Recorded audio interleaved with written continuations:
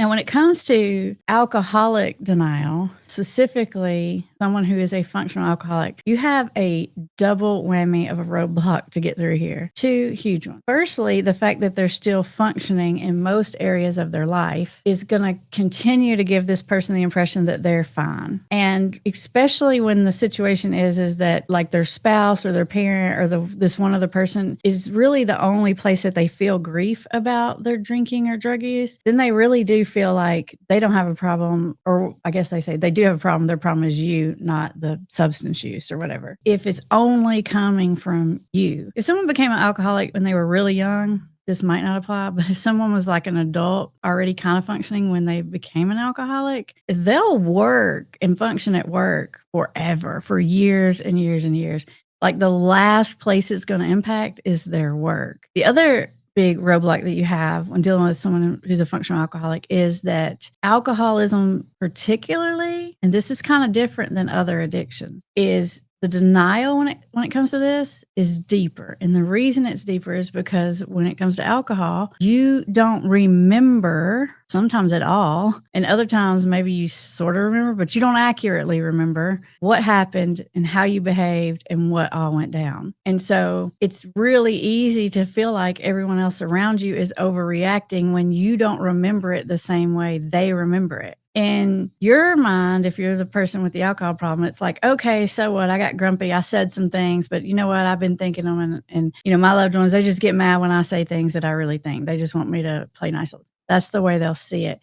They don't remember it the way that you remember it. And so that makes their denial worse. And you might be thinking to yourself, well, I'm just going to record them and show it to them. And I've seen that actually work, and I've seen that backfire. So you need to think long and hard before you do something like that about your loved one's personality. Are they the kind of person that can have enough humility to say, yeah, oh my gosh, that was terrible. Wow, I can't believe that.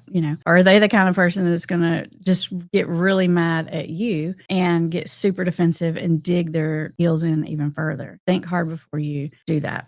So you've got those two major roadblocks. The fact that they're still functional leads them to an inaccurate, most of the time alcoholism takes years to get a hold of someone. And so because it can get a hold of you slowly, it's just really hard to tell the real and true impact that it's really having on your life. The people that are closest to you are going to see it first. And then those people are going to start saying things to you. And then that is going to make you feel defensive and dig your heels in even further into denial. Someone's denial, one of the key factors here is that they have to experience uncomfortableness that does not come from you and cannot be traced back to you in any way, either valid or not. So you have to find your loved one's motivators, because believe it or not, there is a piece of them that does want to change. There are things you can do to pull that forward, but you're going to have to present them with a more appealing option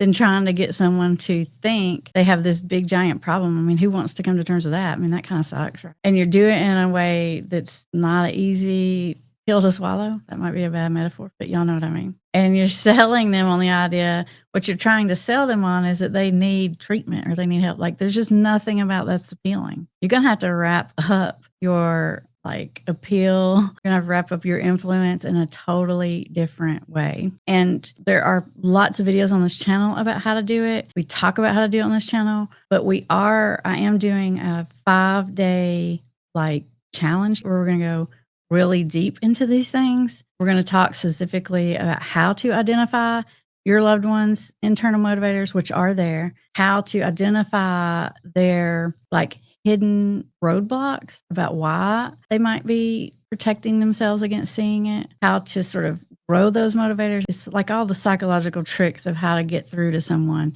but it's not direct. Click the link to learn more about how to get a functional alcoholic to face the problem.